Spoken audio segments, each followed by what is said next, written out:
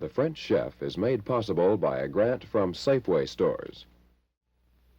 Here is a cold soup, Vichyssoise à la Russe. And here are mushrooms and veal sauteed with risotto. And here is a fresh pear and macaroon dessert. We're doing a 3-course dinner while you watch today on The French Chef.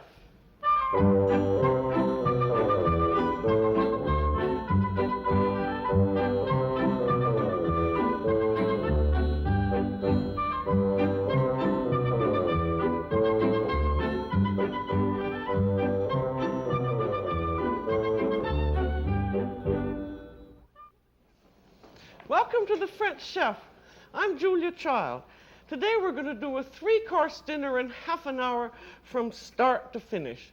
And whenever you're doing a dinner fast, particularly one like this, you want to assemble all your ingredients and utensils, and you can even plan an order of battle, write it down like this, the way I've done, because you want to you can't do it fast unless you know what you're going to do, and it's rather fun to test yourself. And you have to start with whatever takes the longest to cook.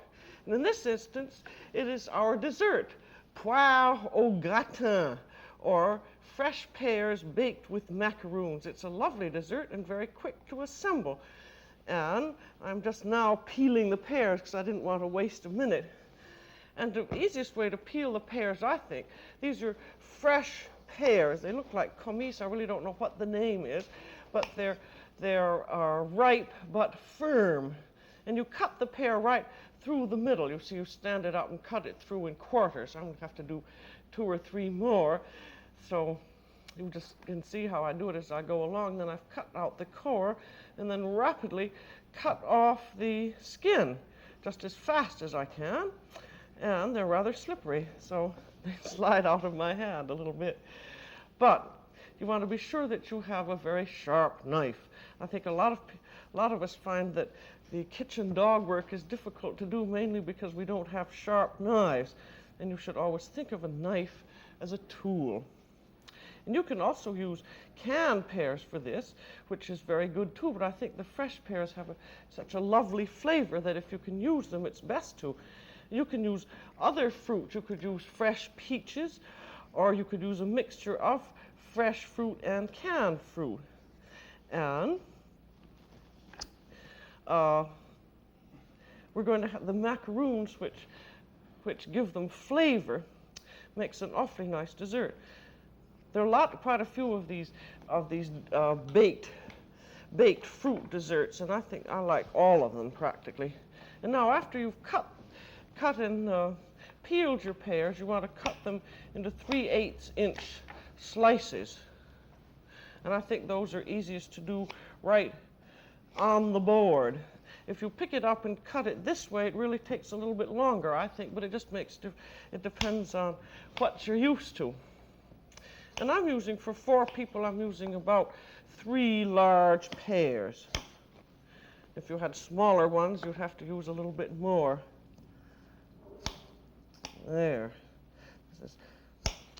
Maybe actually it would be easier to pick them up and slice them this way, or sort of do half and half so that it gives you a little variety in the cutting. Now I think I have enough pears there, because we don't want people to get too fat. And these are then going to go, I have some melted butter here. I always find that melted butter is awfully useful to have because you can use it so quickly. And these pears are going to go in a fireproof shallow dish. And I want to butter the dish. You could either use softened butter, but in any case you'd have to spread it around with your hands anyway. And then in go the pears. And I'm just wondering if that's going to be just about enough. And I see that there's one that I haven't quite, that I forgot to slice. And those just get arranged, and you can, if you want to take the time, you can arrange them in a more fancy way, but it's not going to show very much anyway when you get the coating on. And the coating begins with apricot jam, that great favorite of French cooking. And I'm going to use about 1/3 of a cup of it. And this apricot jam always has some little bits of peel in it. You always have to put it through a strainer so that you don't get the peel in your dessert. And I'm just using a wooden spoon, and with the back of it, I'm just pushing it through the sieve. And there's always a little bit that sticks onto the bottom, so I'll just scrape that off with a rubber spatula. And then we're going to put in some vermouth. And that is very nice. You could put in white wine if you wanted. And I'm putting in about, well, maybe that wasn't enough. I'm putting probably about 1/3 of a cup of it. As practically all of this menu that we're doing doesn't need any real recipe. You just get the general idea, and then your apricot and vermouth syrup is poured over the pears. And you just can't imagine what a lovely combination this makes. And then we have some macaroons. And these are just ordinary macaroons. I got them at an Italian bakery. And I dried them out for about an hour in the oven until they were crumbly. And then you just crumble them up. You can do this either in a bowl or on top of on your table. And then you just take the macaroons and sprinkle them over the dessert. And you don't need any sugar because all a macaroon is just almonds and egg whites. And you can make them perfectly easily yourself. But if you can get a good brand, it certainly helps to buy them. And then we have some butter over the macaroons, just about a tablespoonful. And then the macaroons are all ready for the oven. You can get this done ahead and bake it later, but these are going to go into a 425-degree oven, and they're going to bake for 20 to 25 minutes. So this dessert is awfully quickly assembled, and then we can get to the next longest to cook, which is our rice. This is risotto that we're going to do, and risotto means braised rice. And again, I'm going to use some of my melted butter. You could perfectly well use oil if you wanted. And braised rice means that the rice has been sauteed and then cooked in a liquid. And for 4 people, I'm using about 1.25 cups. And then I'm going to stir it up over heat, and it has to be stirred for 2 or 3 minutes. And the reason that you do that is that to prevent the rice from becoming gummy and sticky, you either have to wash it very, very thoroughly, or you have to saute it so that you cook the floury coating on the outside of the rice, and it's the floury coating that makes the rice gummy if you don't do something to it. And this is plain, ordinary, regular, dry, white rice. And I think that everyone should learn how to cook it because it has the best flavor of all. And if you know these 1 or 2 various little tricks, such as the stirring it over heat to cook the coating, or the other methods of boiling and steaming, you won't have any trouble, and then you feel that you're master of rice and don't have to depend on these pre-cooked ones, which are certainly good in an emergency, or if you don't know how to cook rice. Now this, when it goes into the butter, it has a milky look, and then when it hits the butter and the butter coats it, it gets sort of translucent, and you want to saute it over moderately low heat until the rice has become milky again, and that takes 2 or 3 minutes. And so you just stir it for 2 or 3 minutes, standing right over it. And then after this has become milky again, you are ready to add your liquids. And I'm going to put in a little vermouth. You can do this just with water if you want, but vermouth is going to give a nice flavoring to it. I put in about 1/4 cup there. And then after you put your liquid in, you want to start stirring with a spoon. And then we're going to use chicken stock, and I'm going to use some canned chicken stock. And this is a kosher variety, which I find extremely good. And there's several ways of making risotto. And this is the open pot or Italian method. And you just put in enough liquid so that the rice is just barely covered. And then in about 5 minutes, the rice will have absorbed the liquid, and you add a little bit more. And you do this about 3 times, and it takes 12 to 15 minutes to cook. So I'm going to put this off on a low burner and just keep my eye on it and keep the fork in. And anytime it's necessary, I can add a little bit more stock. And now our dessert is in the oven and our rice is cooking, so we now can get to our meat, which takes the least long to cook. And we're going to use a tenderloin of veal. You can often get this at a very good price, and my butcher cut it into half-inch slices. And you can do a tenderloin of pork exactly the same way. And it's very quick to cook, and it's an awfully nice quick meal. And we're going to saute this, so I'm going to heat my pan, and we're going to saute this either in oil or a mixture of oil or in clarified butter. And that's one reason for melting your butter. If you can see, there's this milky business down at the bottom of the pan. And you just take the clear butter, and if you use that, you can use butter for sauteing because it's the milky business that speckles and burns the first. So you want to be sure that your pan is very hot, and you want to make sure that your meat is dry, and then you just add the meat to the pan. And then that just gets stirred around until it browns. And you want just enough oil or butter or fat in your pan so that the bottom of the pan is nicely filmed.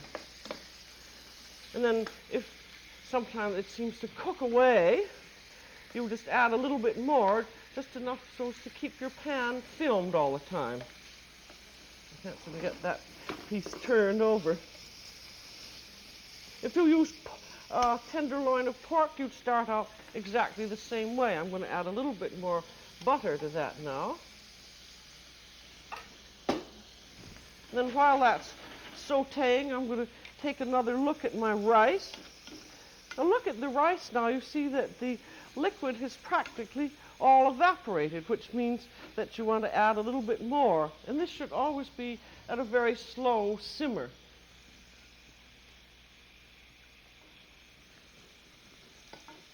Then you just keep right on adding it until the rice is tender. Now we go back to our veal again. And I've used, see, we're serving 4 people, so I've used, you want to count on about 3 people per 1 pound of boneless meat, or 2 people. It just depends on their appetites. I've got about 2.5 pounds here. And now I don't have to hover over that veal all the time. I can go on and do something else as long as I'm near it to turn it. That's fine. And so I'm going to get the mushrooms, which are sauteing with the veal.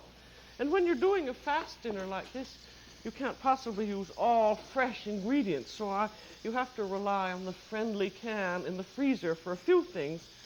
So I'm using canned mushrooms, and I'm going to drain them out, and then the mushroom juice I can use for the veal, for my veal sauce. So I'll just put that aside and come back and see how the veal is doing. It's just a matter of turning it fairly continually until it gets a nice brown. And either veal or pork tenderloin don't take more than about 10 minutes to cook. And it's much better to saute them in an open pan than this way, I think, because then they don't lose any of their juices. If you cover the pan, you can cook them covered also. The juices come out of the meat. Of course, that makes a sauce. It just depends on what effect you want. And now we come back and look again at our rice. You see how that rice absorbs the liquid and also is beginning to swell. And you would start any raw rice that you wanted to do this way exactly the same way, just putting the rice into the butter, sauteing it for 2 or 3 minutes, and then keep adding your liquid. If you live near an Italian section, you can find a wonderful fat-grained Italian rice that is quite thick and has a wonderful sort of a chewy quality to it. And that's the kind that the Italians use when they're making this open pan risotto. If you're using the long-grained rice, after about the second edition, when the rice had become this way and there was still a little bit of liquid in, you could add a little more liquid, and then you could cover the pan, because you'll usually find that the long-grained rice cooked in this method takes a little bit longer to cook, and the covering up of it tenderizes it a little more quickly. Now, look again at our veal. As you see, with a meal like this, if you have planned it out, you don't really have to rush all the time, because you know exactly what you're doing. And I think it's rather a fun challenge anyway. We're always having people say, oh, that complicated French method. And you can see this is not so complicated. And now, while we are sauteing, and I'm just going to still keep an eye on this, I can get to a little more of the menu. We're going to use either some scallions or shallots, and we also have our mushrooms. And at this point, when the meat is fairly brown, I can put the mushrooms in. Whenever you're using canned mushrooms, you always want to be sure to give them a little added flavor, and a bit of a saute, even though they're already cooked, will add flavor to them so that they taste more like the fresh mushrooms. And now we would like either some shallots or some scallions. Some people call these green onions. And you might as well cut these up while you're waiting around for the veal and the rice to finish cooking. See, I'm cutting off the root end here, and then I'm cutting off about a quarter of the way up where it begins to get green. And I think 3 scallions are going to be enough.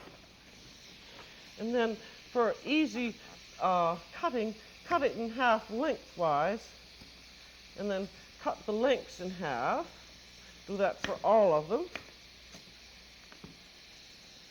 When you say that you need minced shallots or onions, it really means minced. It doesn't mean cut in small slices. Now, you see, those are all cut. Then gather them together and just cut right down, and you have your minced scallions. I think we're very lucky to have a substitute for shallots, because shallots, though evidently they're awfully easy to grow, are certainly ridiculously expensive. I don't know why they should be in this country. If I didn't have a black thumb and a shady garden, I would grow some myself. Now, those are going in a little jar, so they're all ready to use. And then we will probably want some parsley, because one always needs something for decoration. So gather the parsley up so that the sort of flower ends are at one end, and then just chop right down.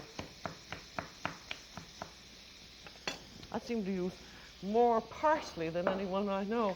You might, at the same time, you might want some chives, so you do them also at this moment. And now we have our decorative elements ready, and we'll go back to our veal and look at our meat. Now, that veal seems to be doing very nicely, and you can tell when it's done just by pressing it with your finger. It isn't quite done. When it's firm to your finger, it's done. And you don't ever want to overcook veal or pork, because it loses so much of its lovely flavor. And we are also going to add some liquids along to this, because this is done enough so we can add a little more flavor. And I'm going to use half of our mushroom liquid, and then I'll use a little more vermouth. You could use some Madeira if you wanted. And then I'm going to let that boil down, and by the time that's boiled down, it will be done. And I'm going to put in some herbs. I shall put in a little bit of thyme. And if you wanted, you could also put in some garlic. If I find I have time, I might put in a little bit later. So everything's all right there. I've checked my rice, and that's doing nicely. So we can now get to our cold soup, which is our first course. And again, we are resorting to the can or the freezer, so there's no cooking for the soup. It's just a matter of assembly. And this is a soup that I made up myself, which it's not a very clever soup, but it's a very nice one. I'm using canned leek and potato soup or Vichyssoise, and I'm going to use 2 cans for 4. And with these soups, be sure that the different brands have different tastes, and some of them are better than others. And so be sure and taste it and see how it is.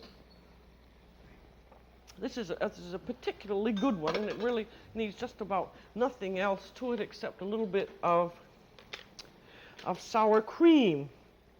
So I'm going to put some sour cream in and stir it up nicely. You know, Vichyssoise, of course, is nothing but leek and potato soup. So if you buy canned leek and potato soup, you'd want to add a little cream to it, and then you have Vichyssoise. And then all one needs to do after you put in a little flavoring or any salt or pepper in that you feel it needs it, is just ladle it into your soup bowls, and then you can put the soup bowls in the refrigerator. And then just at the last minute, you would add the à la Russe part.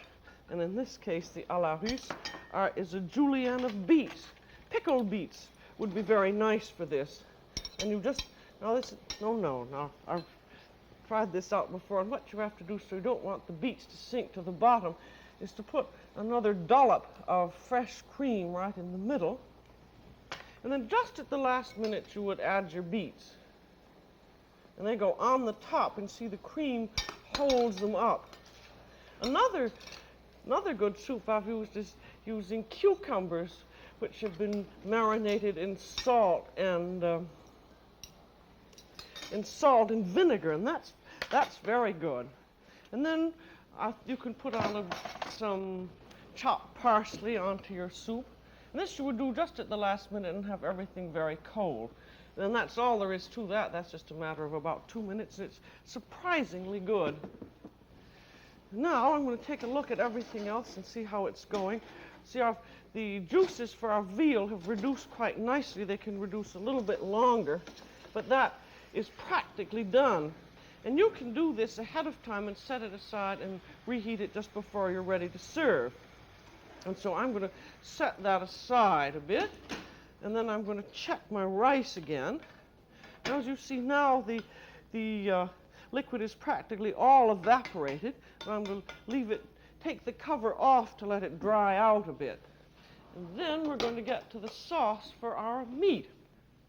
You can use a perfectly simple sauce if you want, but I thought you'd like to see one that was a little fancier. It's an egg yolk sauce. I've got 2 egg yolks. Never throw away an egg yolk because you can always use it for something. And beat it up. You want to always, if you're going to heat your egg yolks, you have to beat them first, and then put in a little bit of your reserved mushroom juice. And then we're just going to heat this over moderate heat, as though it were a hollandaise, so that the egg yolks thicken.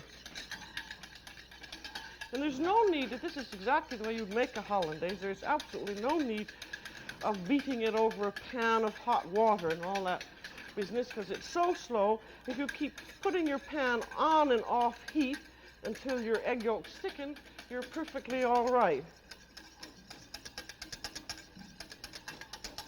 See, now that's just about thickened enough so that I can put in some butter.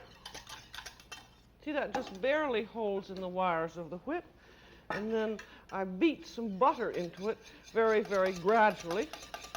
This you can beat in more or less butter. It depends on your dietary requirements. But remember, when you're beating the butter in, do it very, very slowly. And so now we're all ready to arrange our main course. And you would have a hot platter, and you would take your rice, and be sure that you've seasoned and tasted your rice so that you're sure it's just exactly has enough salt and pepper in it. And with the rice, you could cook herbs and onions and such things with it. but I feel that we're going to have a nice sauce for our veal, so we don't need it. Now I forgot to put the shallots or chopped scallions in with my veal, but that's not going to make any difference because I have enough flavor in it anyway. And so the veal goes around right in the middle. I should be really using a bigger spoon for this. But then, that often happens. Whatever one has, it's never big enough or small enough. And then we beat. See, there are these nice juices in the pan, and those you gradually beat into your sauce. This makes an awfully nice sauce, and I like it because it's a little bit unusual. People never have the slightest idea what it is, but I think it's just simply lovely. And then put some parsley in, and that goes over your meat. So there we have our main course all done, and our soup is on the table or in the refrigerator, and we have our dessert waiting for us in the oven. And with any of this, you can get your soup done at any time ahead if you weren't doing the whole thing in half an hour. You can have your meat ready, and you can reheat your meat and your sauce, and your dessert you can get ready ahead of time, and you can serve that either hot or cold. So I'm going to get the dessert now, and this is done. It went into it at a 425-degree oven, and it is done when it is nicely browned on the top. I don't know whether you can see that or not, and when it's bubbling. And this you can, if you get it done ahead, you can keep it in the warming oven, or you can set it aside and let it get cool. So we're all ready to go, so let's go in and see how everything looks. You see, now that wasn't a terrible rush getting this three-course meal done in half an hour. I'm going to show you what the Vichyssoise looks like when you spoon it up. The beets, the color of the beets go all through the soup, and it's very pretty. And then here is our veal and mushrooms, which looks like this on the plate. And there's your rice with it. And spoon a little bit of sauce over everything. That's really an awfully nice dish. And with it, you could serve a chilled rosé wine, which would be extremely good, and some French bread. And then you end up with your pear dessert. And that you can, I think it goes very nicely with a bit of cream, but you don't really need anything. And this combination of macaroons and I'm going to put a little cream on that. This combination is just delicious. So you see, with only half an hour to work in and 3 courses to prepare, you can still turn out a first-class dinner that you can linger over and enjoy. So that's all for today on The French Chef. This is Julia Child. Bon appétit.